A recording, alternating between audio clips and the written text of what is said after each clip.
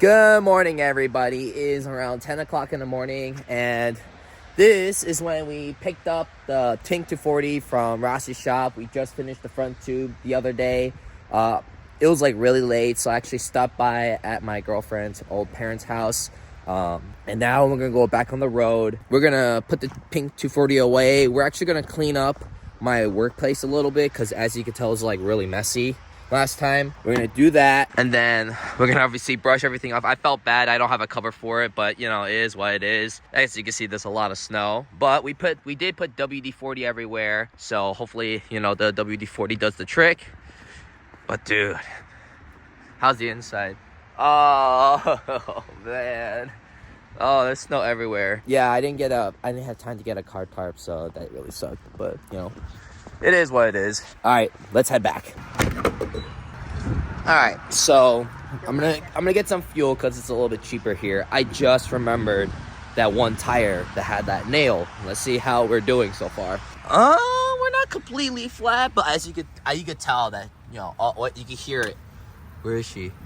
Oh, there she is. Look, you can actually hear the air leaking. But thankfully, though, these two are losing air in a very similar rate. I think this one's just losing a little bit faster. So I'm gonna pump that up, and then I'm also gonna check oil for this thing. So I haven't checked it in a while. So I usually try to check every fuel stop, just to kind of, you know, sense of mind. So we're gonna take care of that. So 11 pounds was left in this tire. Let's bump that up to a higher amount. Oh, I forgot the battery's dead. Oh no, oh no, no. Wait, I do have one battery. The light was dead too, because I used it yesterday. Oh no. Hold on, do I have anything?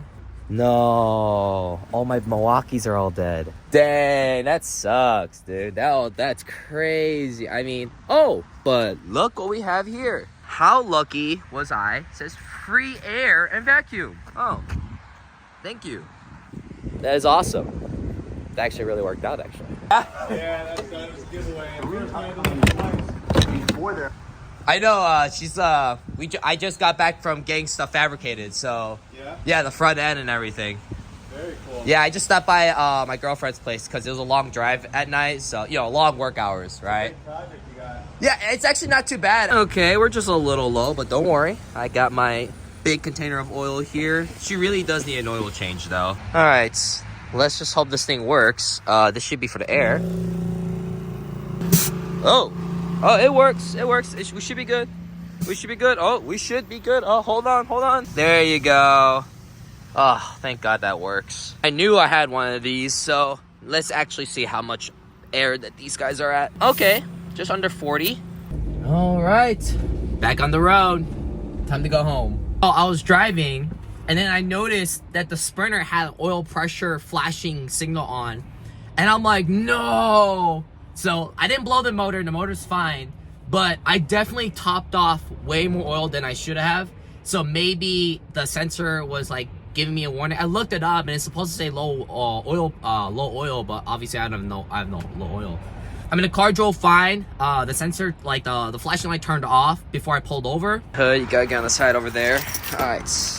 Thankfully, it's not gonna take too long to get this thing out.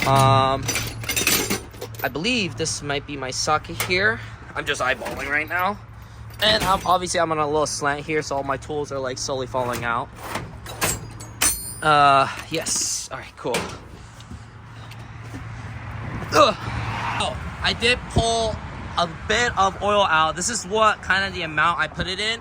It's not much. I also realized too, we're in a slant, right? We're like on a slant, so the dipstick's always gonna read higher on this side. So I only pulled a little bit out, just how much I put in, so we should be good now. So I'm gonna pull over to a service station that's a little bit more ground level and just check it there again. All right, so we pulled into a service station where it's pretty ground level. I don't see any leaks, so we're gonna see where the oil level is at. Yeah, guys, you see right here, it wasn't as bad as this when I was slanted on the highway, but it is like showing oil levels pretty high up at the stick. But I think we should be just fine though. Like, I drove another couple miles, didn't see another warning light. I mean, I imagine if there was some kind of real faulty things happening, it would like let me know right away. So, but yeah, I was planning on pulling stuff out more, but I'm like, you know what? Before I keep doing something that might cause more problems, the van's running fine. I'm just gonna leave it alone. It needs an oil change anyway soon, like really soon. I'm actually technically overdue, but yeah, because of that, I don't think I should keep messing with it. It runs, it's fine. I'll keep monitoring it. I still got a couple miles before the location, so hopefully I don't give you guys another update before then. Hopefully I'm just back at the place, be like, hey, it's all fine, guys. Sprinter van's good. I made a slight mistake. But I wonder though, are these Sprinter vans that sensitive when it comes to like, you know, when you overfill? And I mean, that'd be great. That's great, you know. Or maybe I did remember when it clicked on, I was like, we're going on a little kind of curve of slant. But I mean, there's no way. So, Sprinter vans are very interesting. Very, very interesting. Don't worry, this is not another update. I just wanted to pull over right before we go to the shop to show you the pink 240. So, in daylight, when you see all the body panels, you get to really see how bad this car has been through. Like, from this angle, from this viewpoint, doesn't look that bad.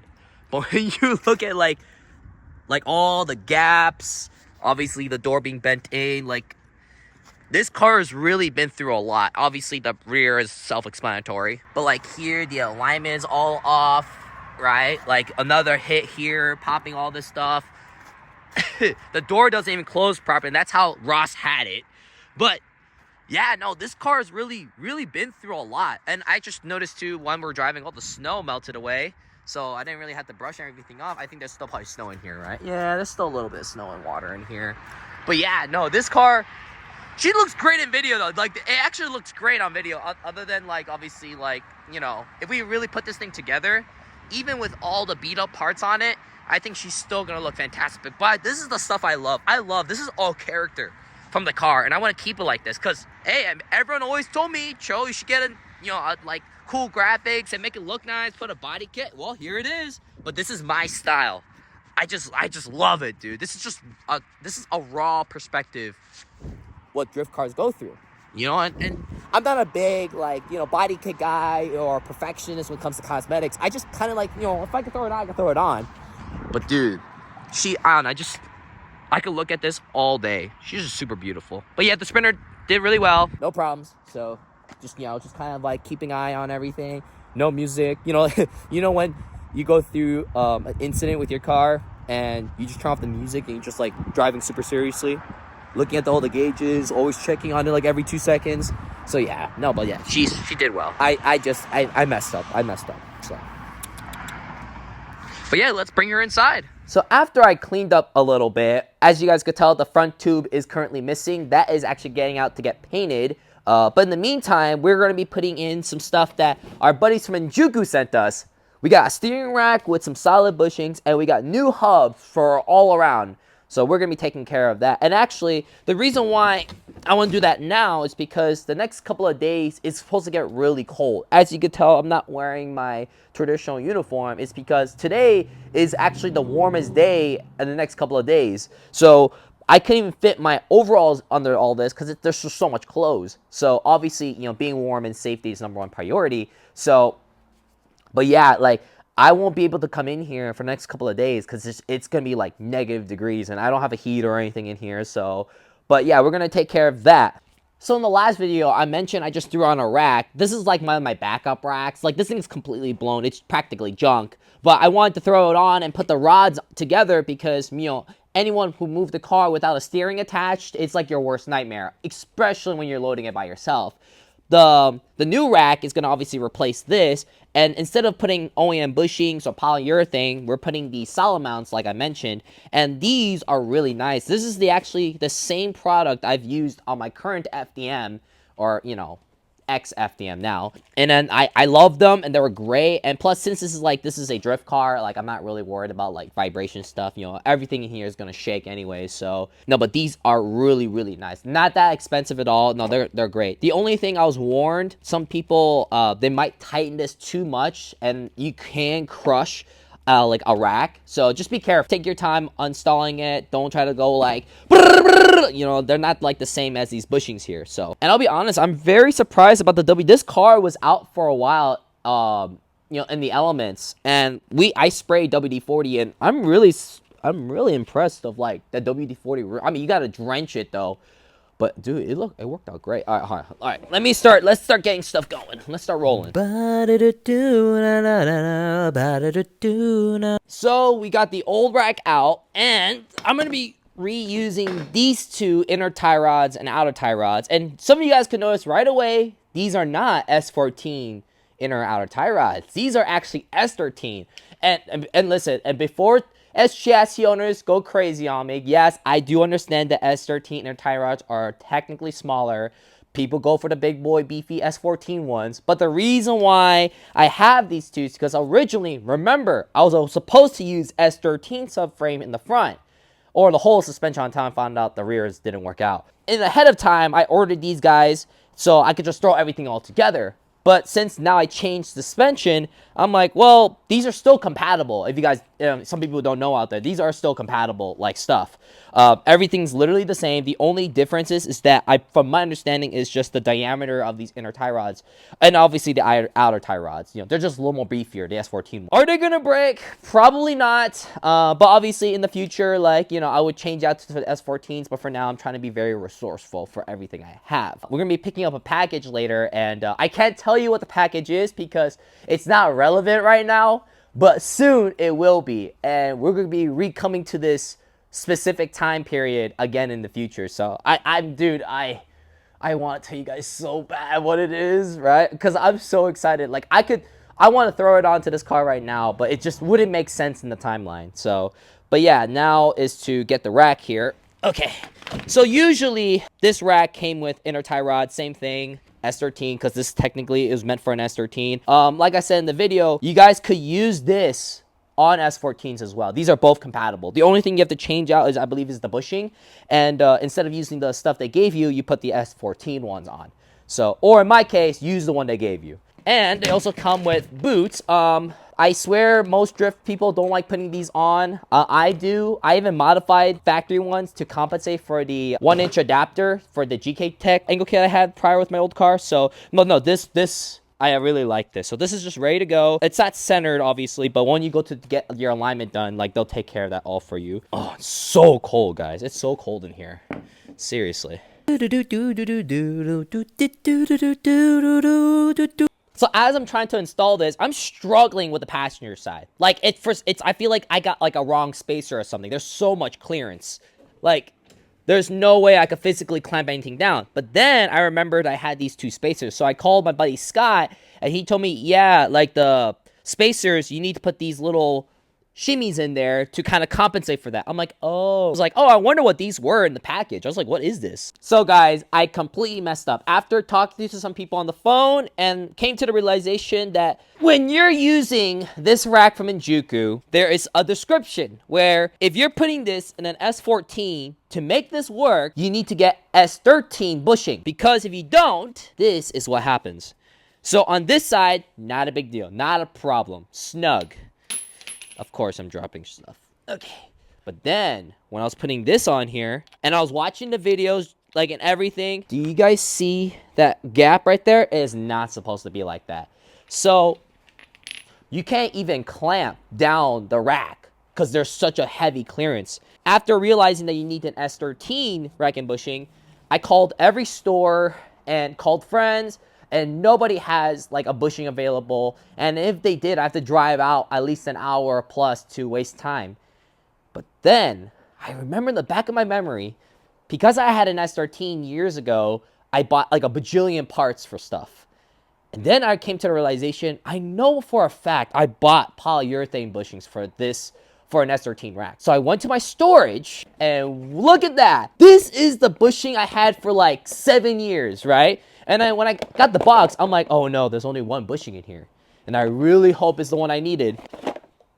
Dude, like, you know how happy I was. Wow. Like, just like the description said, beautiful, right? Obviously, I'm still gonna install and see like how it goes, but And who didn't say hoarding didn't pay off? Dude, I couldn't believe that me saving this, like I could have easily thrown this away like 7 years ago. But I'm like, you know what? I'm going to keep it because you never know. You never know. And dude, saved my butt. Saved me, honestly, hours and spending more money. This is awesome. I bet you if I just throw it in right now. Yeah, dude, look at that. You're not really supposed to mix solid mounts with polyurethane mounts. This is just a temporary fix, right? That's my disclaimer. I will get proper same bushings. But stuff like this, makes me geek out because I'm like, dude, I knew it. I'm going to save these because you never know. I might come across like another project or something replicating this. So maybe in another 7 years, I'll pull this bad boy out and be like, guys, you remember this 7 years ago?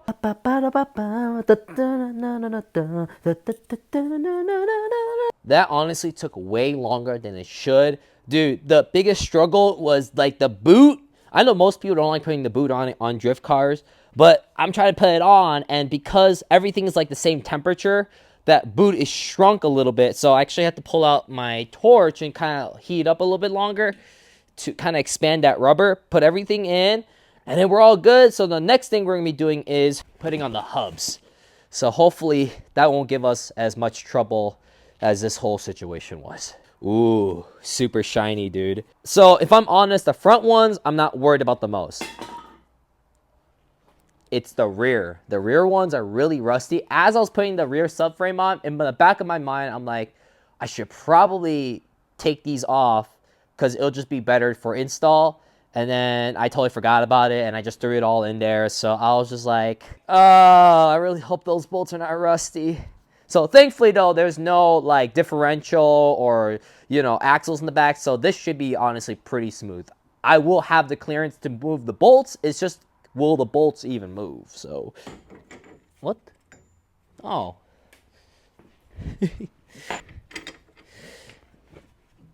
Oh. That came off so easy.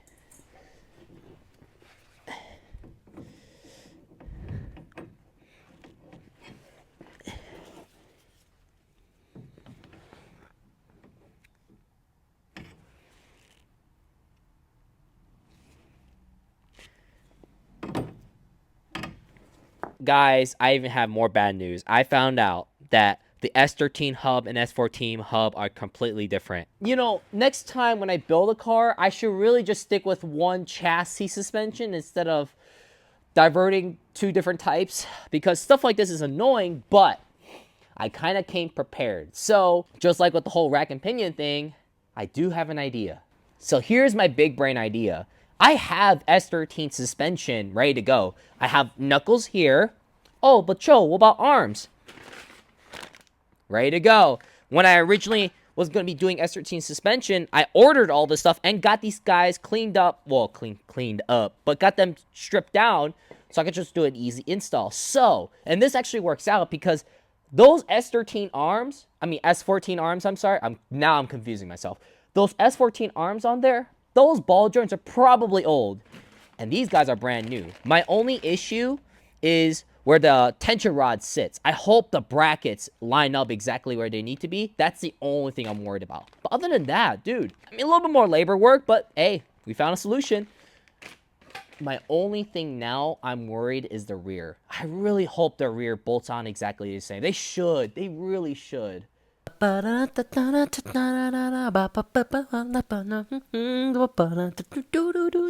update, pretty much, I tried the S13 stuff first, which was great. The only issue I had was that the tension rods, they didn't bolt up exactly correctly because of where the bump stop is located. As you can tell, the S13 bump stop is closer to the tension rod bracket. That was issue number one.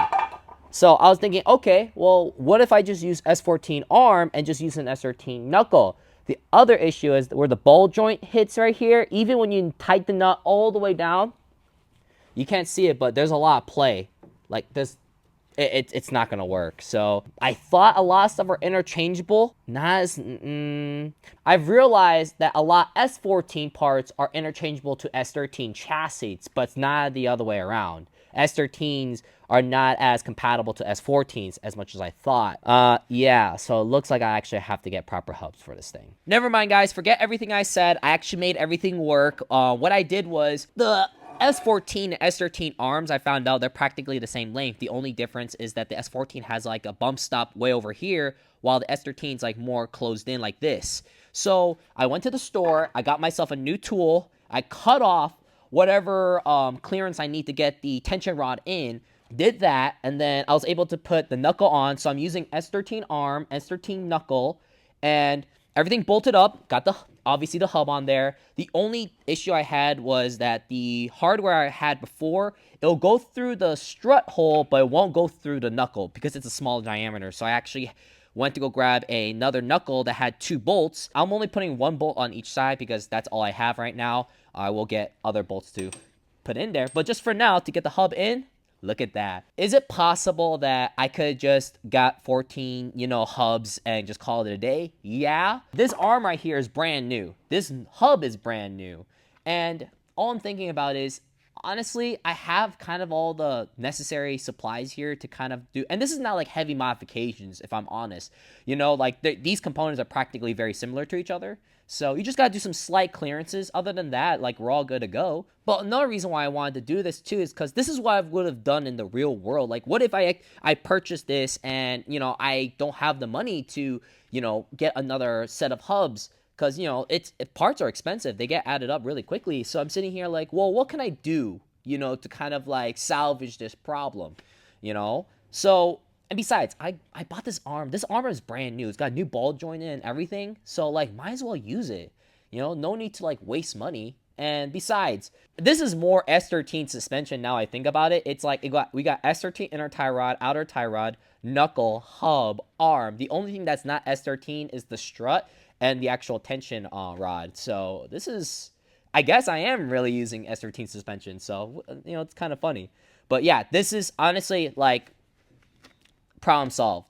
Plus I needed to get the Milwaukee tool anyways. Because I love electric tools, I don't know, I just feel very proud, I was just like, I don't know, I just problem solved a situation that I put myself in. So now I know exactly what to do. I just pretty much replicate exactly what I did to the driver's side, to the passenger side, and this sped up so quickly because I didn't have to mess around with a bunch of stuff. Now, since that was done, I'm just taking apart the rear. So I took the rear quarter panels off because, one, they need to be, fixed. And 2, it give me a lot more space to actually work on the car because I'm going to jack it up from here. And I don't want to, I feel like I could easily break those rear quarters. And I'm not really trying to do all that.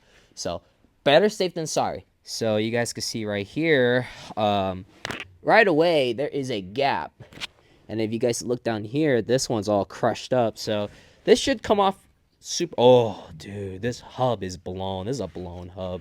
You could hear it. Oh, dude. I mean, that's why you change them out, right? So I finally got it out. And this thing was in there, like, good. This thing was like, thankfully I was able to get the impact in there because there's nothing in there. And if I didn't, dude, this one, look at that. Completely destroyed. That was like at the top right here.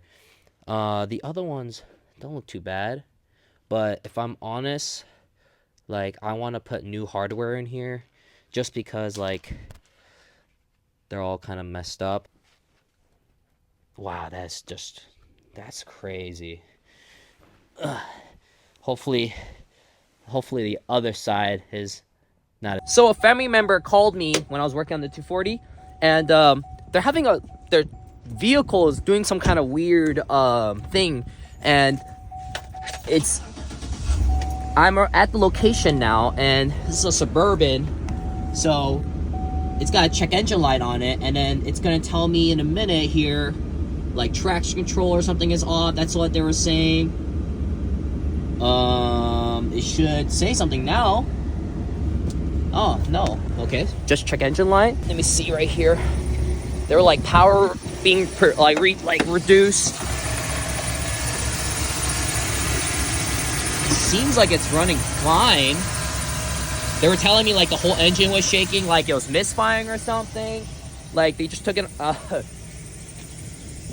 course, it always has to happen in like in a cold weather like this. So, you know, duty calls, but I got my scan tool here, so we're gonna figure out what is the problem here. Okay. All right, let's see if we get to the bottom of this.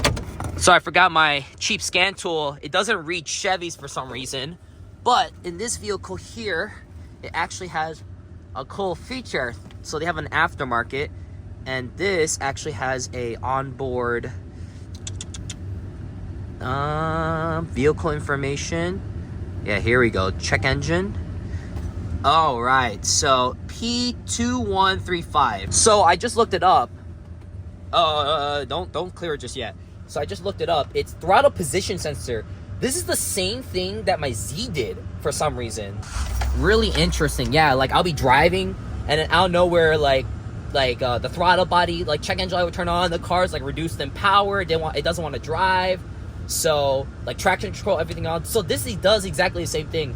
And what my fix was, when I owned it, I just cleared the code. It's really cold out, so it's possible maybe the throttle body is not reading properly, maybe due to the weather, or maybe it's just full of stuff in there, like just gunk and stuff. We don't know, but I'm thinking what I'm gonna do is I'm just gonna do the easy route and just clear it and see if anything happens, and I'm gonna go for a test drive. So cool thing here, so hey, isn't that cool nowadays? Like you get modules like this and you can just, yep, resetting. Okay, check engine light is cleared. Crazy stuff. All right, I'm gonna go for a drive. Let's drive this baby here. Thankfully, you know, I was close by and, you know, I'm able to like help out. Good throttle response. I really honestly, so I just talked to the family member and they just left work. Like they just left work and took one corner and then that whole thing just started going crazy. So my hypothesis is that there's nothing actually wrong. I think it's just because it's so cold. Like the car was sitting for a while. It's so cold that when she turned on and started driving, the throttle position sensor is probably like reading off parameters or something. Because right now it should have thrown some stuff at me right now. So that's a good thing. So this person could go home safely. Oh man, I'm already working one car tonight. I don't want to work on another one. Oh, I picked up my packages, but I can't tell you guys what's in here yet. It's not the right time yet, but hopefully soon in the future though. I can't wait to show you guys what this is. So it's been a couple of days now since I last seen the pink 240, and dude, man, it has been brutal out here. Ever since I left here the last time, the weather went completely cold. Like we're talking like below like 10 degrees at one point, like negative 10 degrees. And the worst part is that Vanna was like out of commission for at least a couple of days. So she doesn't have a block heater, and you know, when the first day, I think it was a Monday, it was like really cold weather. I tried to crank her over, nothing was happening. Pretty much what happened was, next couple of days, I tried to find solutions to warm her up or try to get her going, buy jumper packs and everything, did all that, but then found out the battery was the problem. I replaced the battery literally like a couple of months ago, so it didn't occur to me that the battery might be bad. I thought that, you know, I know diesels don't really like the cold that much, but everyone else was not really having a problem, so I'm sitting here, it's gotta be the battery. Got the battery replaced, Vanna fired up right away, so I lost a couple of days on that, so... But now we're back on here, and we're gonna finish the hubs in the rear. And you guys remember the one of the bolts, right, was like completely shot. So what do? Well, I have a solution. This is my old S13 rear arms, and right here I got perfectly good 4 bolts to use. I think I only need 2, but I'm gonna pull all 4 just in case. And unlike the front ones, when the S13 and S14 are different, thankfully, the rears are all the same, both sides, so I'm able to use these guys.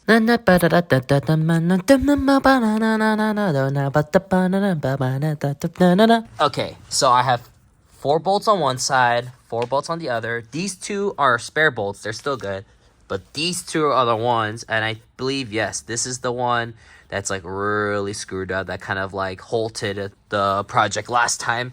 So now, since we got these guys cleaned up, we're gonna start cleaning up the back.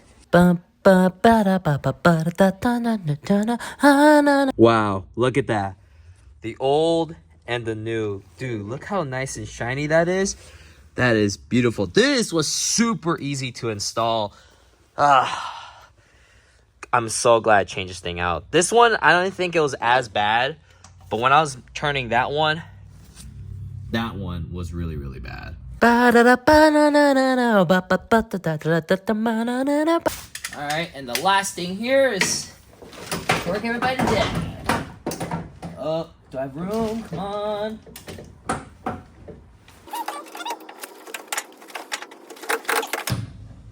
Exact. And that's it. Oh, we're done for now. So that took way longer than expected, but the Pink 240 now has a new rack and new hubs all around.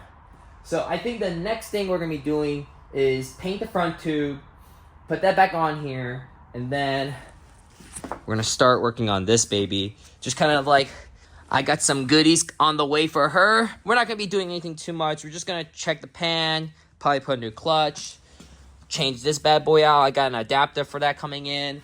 Everything that I've learned from my FDM, I'm gonna be applying here.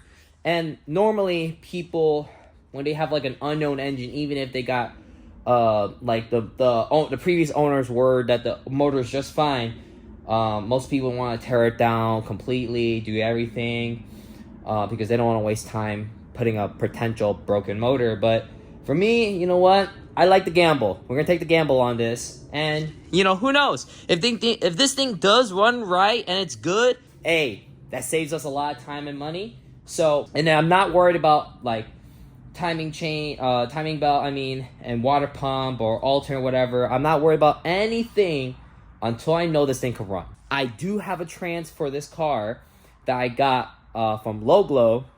Hey, shout out to Jordan from Loglo. That's like a whole story I'll touch upon. But I decided for now we're going to be using the trans from the Charger because it's already put together. I know everything's in it.